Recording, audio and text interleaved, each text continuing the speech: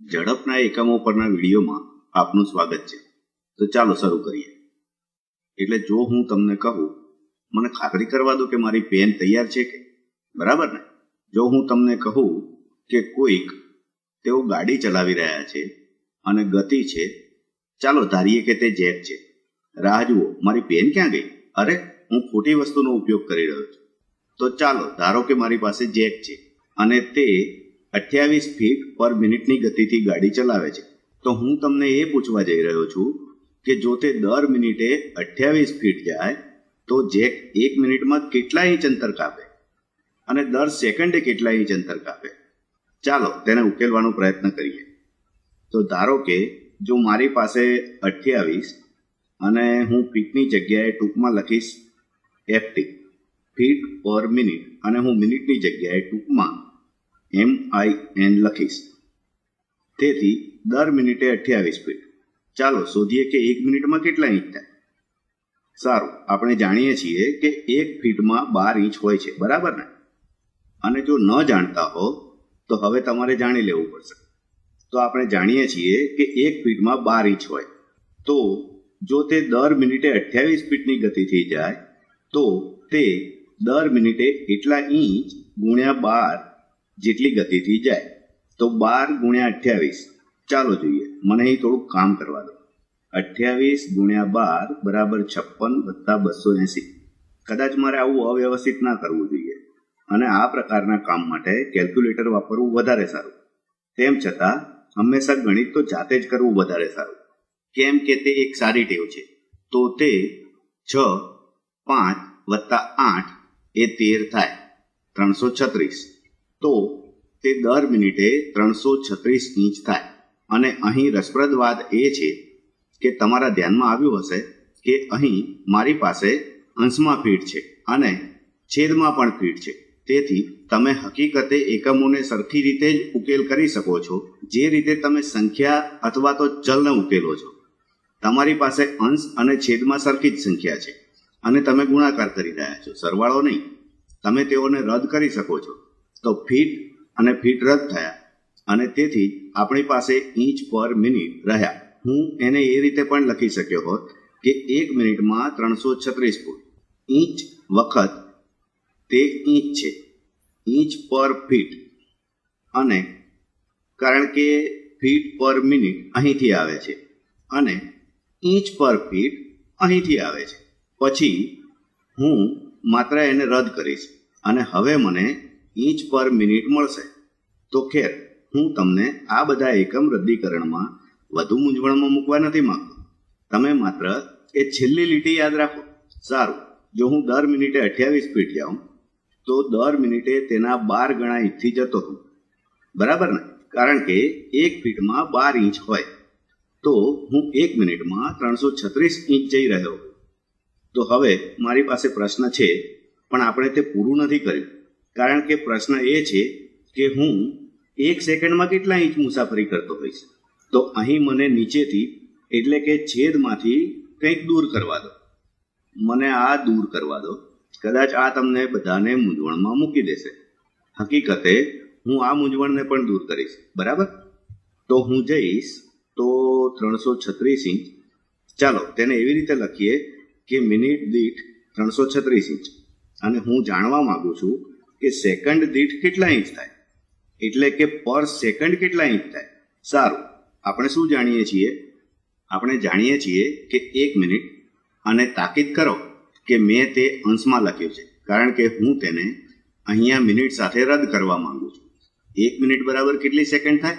60 second થાય, બરાબર ને? અને આ ભાગ ગૂંચવણવાળો હોઈ શકે છે, પણ એ સારું છે કે તમે માત્ર એક પગલું પાછું જાઓ અને પછી વિચારો કે હું શું કરી રહ્યો છું. જો હું 1 મિનિટમાં 336 ઇંચ જાઉં તો હું 1 સેકન્ડમાં કેટલા ઇંચ મુસાફરી કરીશ? હું દર સેકન્ડે 336 ઇંચ કરતાં વધારે મુસાફરી કરીશ કે હું 336 ઇંચ કરતાં ઓછી મુસાફરી કરીશ? સ્વાભાવિક છે કે ઓછી, કારણ કે સેકન્ડ એ સમયનો નાનો ઘણો તબક્કો છે. તેથી જો હું આ સમયના ઘણા નાના તબક્કામાં હોઉં તો હું ઘણું ઓછું અંતર મુસાફરી કરીશ. જો હું સરખી ગતિએ જતો હોઉં તો મારે એક સંખ્યા વડે ભાગવું પડે કે જે સમજાય એમ છે. હું 60 વડે ભાગીશ.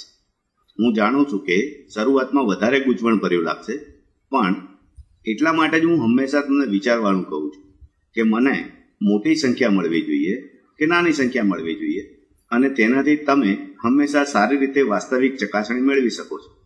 અને જો તમે માત્ર એ જ જોવા માંગતા હો કે એ એકમમાં કેવી રીતે થાય છે, તો આપણે દાખલા પરથી જાણીએ છીએ કે આપણે આ મિનિટોને કોઈની સાથે રદ કરવાની છે અને સેકન્ડમાં લાવવાની છે.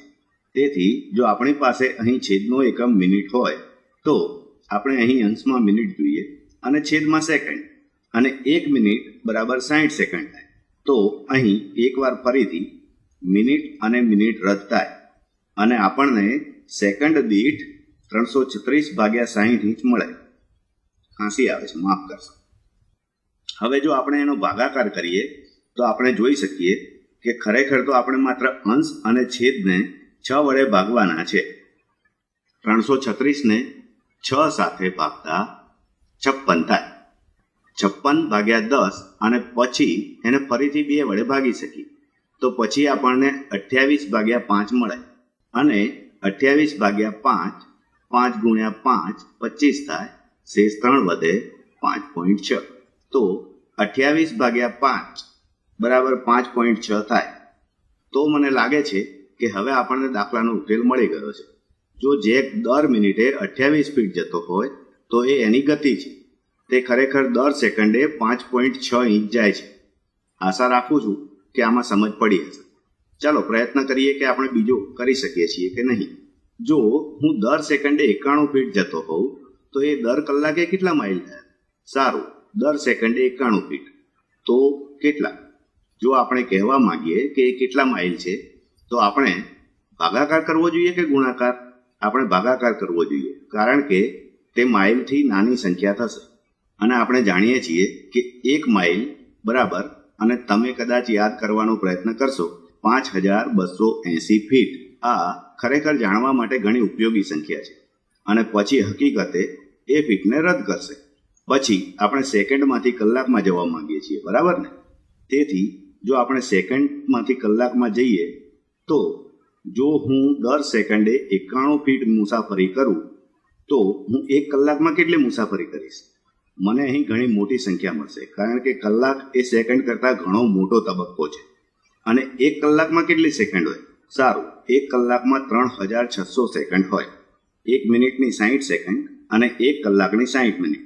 તેથી 1 કલાકની 3600/1 સેકન્ડ, અને આ સેકન્ડો રદ થશે. પછી આપણી પાસે આટલું જ વધશે કે આપણે માત્ર બધાનો ગુણાકાર કરીશું. આપણને અંશમાં 91 ગુણ્યા 3600 મળશે, બરાબર ને? 91 ગુણ્યા 3600. છેદમાં આપણી પાસે માત્ર 5280 છે. આ વખતે ખરેખર હું કેલ્ક્યુલેટરનો ઉપયોગ કરવા જઈ રહ્યો છું. મને કેલ્ક્યુલેટર લેવા દો જેથી તમને દેખાય કે હું કેલ્ક્યુલેટરનો ઉપયોગ કરી રહ્યો છું. ચાલો જોઈએ. તો જો હું 91 ગુણ્યા 3600, મેં ગડબડ કરી દીધી. 91 ગુણ્યા 3600 તેના બરાબર એક મોટી સંખ્યા થાય, અને મોટી સંખ્યા ભાગ્યા 5280. અરે, હું વધારે ગડબડ કરી રહ્યો છું, વધારે ભૂલો. આ કેલ્ક્યુલેટર મને લાગે છે કે મારું માઉસ ગડબડ કરી રહ્યું છે. ચલો જોઉં, હું આ ટાઈપ કરી શકું તો 91 ગુણ્યા 3600 ભાગ્યા 5280 62.05. તો એ દર કલાકે 62.05 માઇલ થાય.